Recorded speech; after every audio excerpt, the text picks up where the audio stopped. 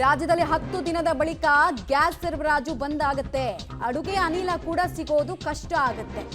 Cooking ಪರ್ಪಸ್ಗೆ ಅಂದ್ರೆ oil use ಮಾಡ್ತೀವಲ್ಲ ಅದು ಕೂಡ ಸಿಗಲ್ಲ. ಸದ್ಯ 10 ದಿನಕ್ಕೆ ಆಗೋಷ್ಟು ಗೃಹ ಬಳಕೆಯ ಸಿಲಿಂಡರ್ಗಳು ಕೈಯಲ್ಲಿದೆ. ಕಮರ್ಷಿಯಲ್ ಗ್ಯಾಸ್ ವಿಚಾರದಲ್ಲಿ ಸರ್ಕಾರ ಕೈ ಚೆಲ್ತಾ ಇದೆ, ಅಂದ್ರೆ ಕೇಂದ್ರ ಸರ್ಕಾರ ಕೈ ಚೆಲ್ಲಿದೆ. ರಾಜ್ಯದಲ್ಲಿ ಇನ್ನೂ ಸಮಸ್ಯೆ ಬಿಗಡಾಯಿಸುತ್ತೆ, ಭಯಾನಕ ಸಿನಾರಿಯೋ ಬರಬಹುದು ಅಂತ ವಿಧಾನಸಭೆಯಲ್ಲಿ ಸತ್ಯ ಒಪ್ಕೊಳ್ತಾ ಇದ್ದಾರೆ ಸಚಿವ KH ಮುನಿಯಪ್ಪ ಅವರು.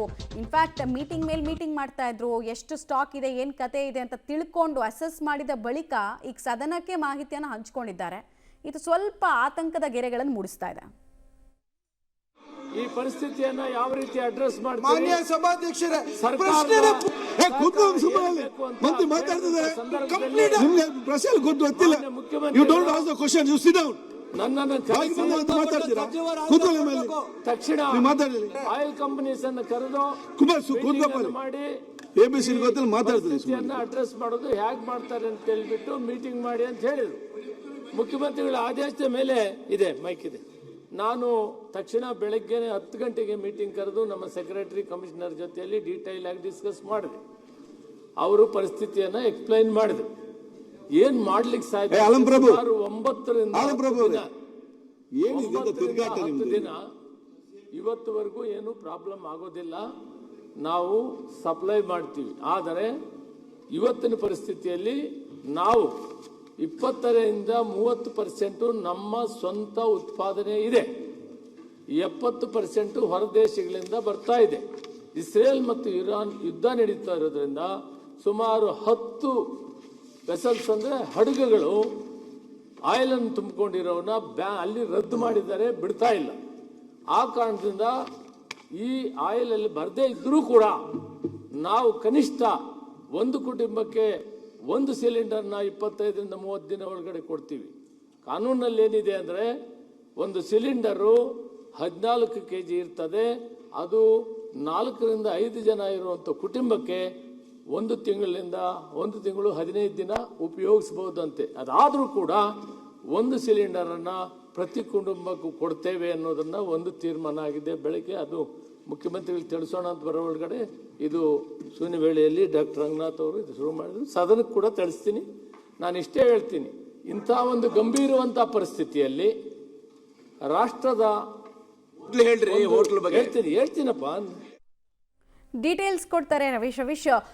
ಬಹಳ ಇಂಟ್ರೆಸ್ಟಿಂಗ್ ಆಗಿರುವಂತಹ ಅಂಶಗಳನ್ನ ಹಂಚಿಕೊಳ್ತಾ ಇದ್ದಾರೆ. ಮತ್ತು ರಾಜ್ಯ ಸರ್ಕಾರ ಕೂಡ ಅಸಹಾಯಕತೆಯಿಂದ ಕೈಚೆಲ್ ಕೂರ್ಬೇಕಾಗತ್ತೆ 10 ದಿನಗಳ ನಂತರ ಅನ್ನೋದರ ಮುನ್ಸೂಚನೆನಾ ಇದು?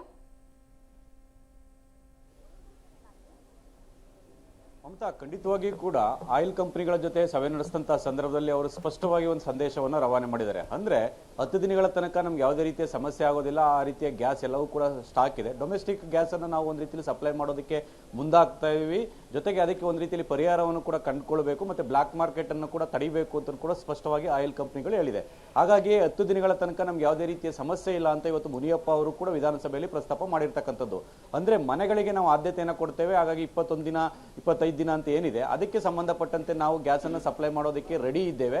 ಆದ್ರೆ ಯಾರು ಕೂಡ ಒಂದು ರೀತಿಯಲ್ಲಿ ಒಂದು ಮುಂದಿನ ದಿನಗಳಲ್ಲಿ ನಮ್ಗೆ ಸಮಸ್ಯೆ ಆಗ್ಬಿಡುತ್ತೆ ಅಂತ ಒಂದು ರೀತಿಯಲ್ಲಿ ಬ್ಲಾಕ್ ಮಾಡಬಾರ್ದು, ಹಾಗಾಗಿ ಅದನ್ನ ನೀವು ತಡಿಬೇಕು ಅಂತ ಕೂಡ ಸ್ಪಷ್ಟವಾಗಿ ಒಂದು ಮನವಿಯನ್ನ ಮಾಡ್ಕೊಂಡಿದ್ದಾರೆ. ಅದ್ರ ಜೊತೆಗೆ ಕೆಲವೊಂದ್ ಕಡೆ ಎಸ್ಮಾ ಇರ್ತಕ್ಕಂಥ ಹಿನ್ನೆಲೆಯಲ್ಲಿ ಬ್ಲಾಕ್ ಮಾರ್ಕೆಟ್ ನಲ್ಲಿ ಮಾಡುವಂತದ್ದು ಕೂಡ ನಾವು ಕಡಿವಾಣ ಆಗ್ತೇವೆ ಅಂತ ಕೂಡ ಸರ್ಕಾರ ಸ್ಪಷ್ಟಪಡಿಸಿದೆ.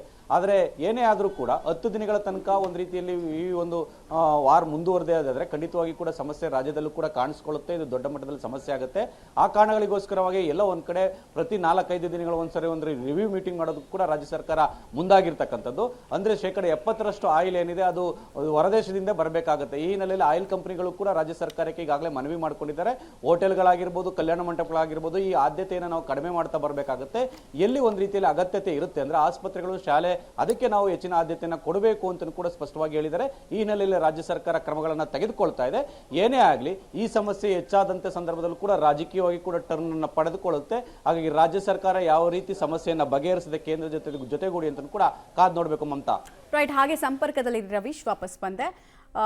ಒಂದು ವಿಚಾರ ಒಪ್ಕೊಂಡಿದ್ದಾರೆ KH ಮುನಿಯಪ್ಪ ಅವರು. ಎರಡನೇದು ಅಂತ ಹೇಳಿದ್ರೆ, ಈಗ ಕೇಂದ್ರ ಹೇಗೆ ಕಮಿಟಿಯನ್ನು ರಚನೆ ಮಾಡಿದೆ, 3 ಮೆಂಬರ್ಸ್ ಕಮಿಟಿಯನ್ನು ರಿವ್ಯೂ ಮಾಡೋದಕ್ಕೆ, ಮಾನಿಟರ್ ಮಾಡೋದಕ್ಕೆ, ಅದೇ ರೀತಿ ರಾಜ್ಯದಲ್ಲೂ ಕೂಡ ಮಾನಿಟರ್ ಮಾಡೋದಕ್ಕೆ ಒಂದು ಸ್ಪೆಷಲ್ ಕಮಿಟಿಯನ್ನು ರಚನೆ ಮಾಡ್ತಾರಾ ಅಂತ. ಯಾಕಂದರೆ ಕಾಳಸಂತೆ ಬಗ್ಗೆ ವಿಪರೀತವಾಗಿ ನಮಗೆ ಕಂಪ್ಲೇಂಟ್ಸ್ ಬರ್ತಾ ಇರೋದನ್ನು ಗಮನಿಸ್ತಾ ಇದ್ದೀವಿ. ಹೋಟೆಲ್ನ ಉದ್ಯಮಿಗಳೇ ಹೇಳ್ತಾ ಇದ್ದಾರೆ, ನಾವು 3,000 ರೂಪಾಯಿ ಕೊಡೋಕೆ ರೆಡಿ ಇದ್ದೀವಿ ಅಂದರೆ ಗ್ಯಾಸ್ ಇಮಿಡಿಯೇಟಾಗಿ ಬರುತ್ತೆ, ಬಟ್ ಅಷ್ಟು ನಾವು ಸ್ಪೆಂಡ್ ಮಾಡೋಕೆ ಆಗ್ತಾ ಇಲ್ಲ. ಅದರ ಅರ್ಥ ಪ್ರೈವೇಟ್ ಪ್ಲೇಯರ್ಸ್ ಎಂಟ್ರಿ ಕೊಟ್ಟಿದ್ದಾರೆ, ಕಾಳಸಂತೆ ದಂಧೆಕೋರರು ಜಾಸ್ತಿ ಇದ್ದಾರೆ ಅಂತ.